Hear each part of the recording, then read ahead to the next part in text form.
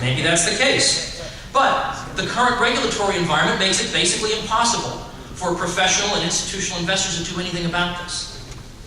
Insurance companies, pension funds, mutual funds, and banks are not permitted to hold more than a very small stake in any particular company. Hedge funds and private equity investors are restricted by regulations that prevent them from acquiring a controlling interest in a bank holding company. But it's these types of institutions, these types of institutional investors who have a stake in the firms in question who are most likely to discipline wayward management. It's either them or regulators who get their salaries no matter what happens to them. But because of this government policy, stockholders are artificially disorganized and scattered, and they can't discipline management properly. And finally, on the matter of the financial crisis, Iceland.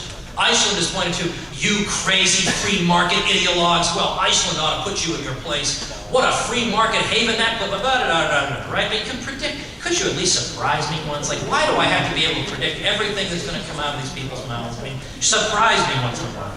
Well, it turns out, just take a wild guess. Like, I bet a lot of us in this room, you know nothing about Iceland. Take a wild guess at what you find in Iceland. Well, you find explicit bailout guarantees in real estate. So Fannie and Freddie had only implicit bailout guarantees. There had an explicit guarantee in Iceland. You had a completely out-of-control central bank, a race to the bottom in loan quality that resulted, moral hazard all over the place, and again, that's the free markets problem. Again, we need to crack more skulls and solve it. Now, another thing about this institution, not enough that it gives no credit to us, the regular people who form the private sector. I prefer the term voluntary sector, because private sounds like we're all grasping and wicked, we don't want to share. So voluntary sector means the sector in which people do things because they want to do them, not because some gun is at their heads. Right.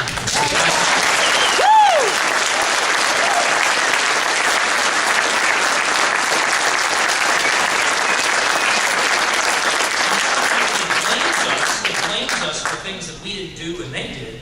But it also causes us to lose our imagination. Like, we begin to think that, there would be no arts without government art funding. Before 1965, there was no art in this country, apparently. And yet, the National Endowment for the Arts, what does it get in its budget every year? I mean, like $200 million at most. Whereas private donors give in the billions every year. How many people even know that? Of course, no one. So that's, it was a rhetorical question. Or how about this? I'm going to take a harder case. Science funding. Okay, in here I have in ROLLBACK, I have a little section called, ironically titled, of course, called Without Government Science Funding, Everyone Would Be an Idiot. Because again, that's the implication, right? I mean, how could you, what kind of a right-wing ideologue would you have to be? All right, well, let's look at the actual history then. Let's get the facts out there. In the 19th century, Britain had basically no government funding for science whatsoever. And yet it vastly outperformed France and Germany. It became the world's richest and most industrialized country, home to some of the world's most illustrious scientists, but yet France and Germany had very substantial government involvement, and they lagged very far behind. Now imagine if the situation had been reversed. Imagine if it had been reversed, that France and Germany were doing well, but Britain, because its government wasn't spending enough on science, everybody was still eating dirt. Imagine that, we'd never hear the end of it. Well, that just goes to show you crazy laissez-faire ideologues, it just doesn't. But notice how when it turns out this way, total silence, not even mentioned. Japan's civil research and development is the most privatized in the world, and Japan engages in a tremendous amount of basic science, which supposedly would not be funded on the free market. But this takes place in Japan in industrial laboratories rather than in taxpayer-financed universities. This is all based on this false idea of how science proceeds. It's an idea that you can trace actually back to Francis Bacon. That science proceeds as follows, that you start with basic science, which comes about in a laboratory. And then working with this basic science in a laboratory, this gives rise to discoveries. The discoveries are adopted by private industry, and then in turn put in the service of human welfare. Now that's a very plausible story. I mean, I believe that story for a long time, but that's not actually how science has progressed. For example, the steam engine did not emerge from people in lab coats. It wasn't that people were experimenting and one of them suddenly said, oh my gosh, I can't believe I got like a steam engine over here. It wasn't that at all. It was that practical men were adapting pre-existing technology to modern problems. In fact, it was the scientists who had to adapt to the technology because the steam engine was much more efficient than the existing science said it could be. So the science had to change.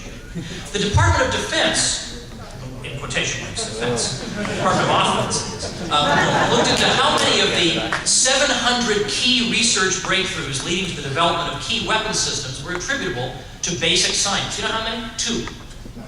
So applied science builds overwhelmingly on applied science.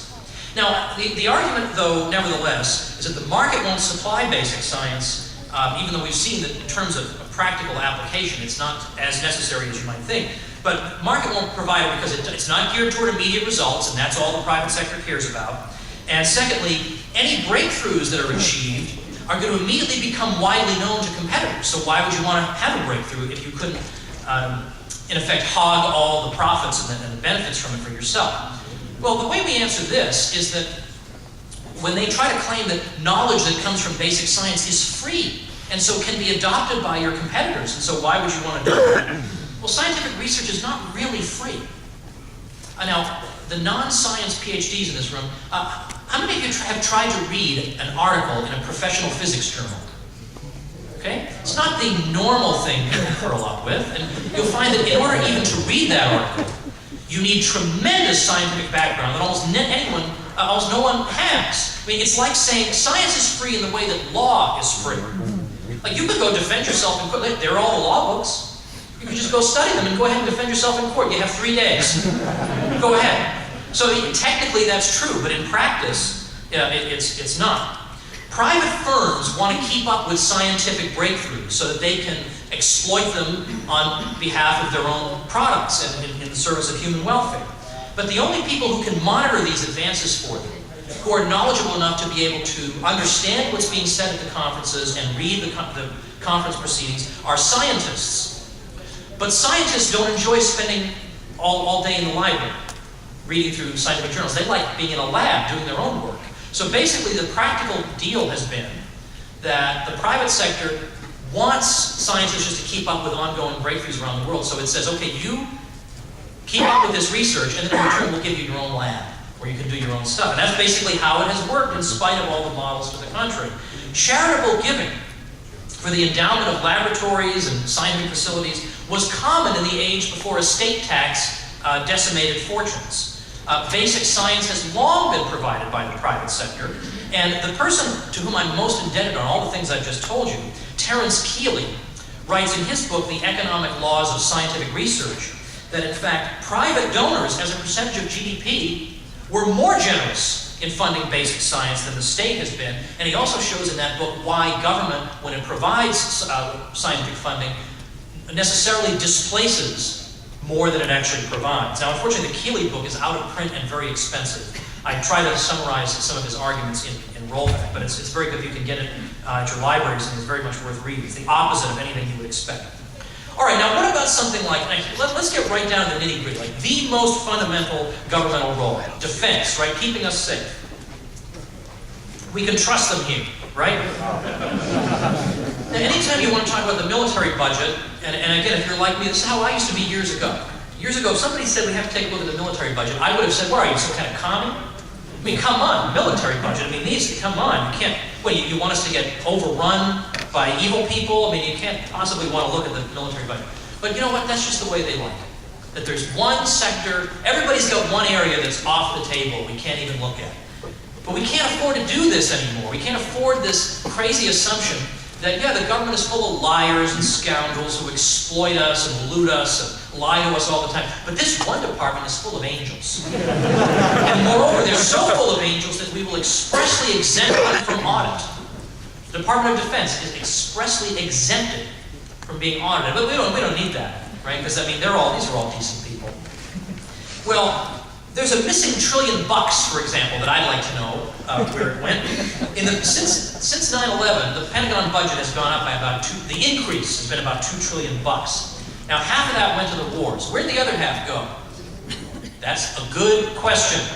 Because when you actually look at the state of the U.S. military, you compare it before and after, well, the combat air fleet has declined by more than 50% at a time when its budget went up by 43%.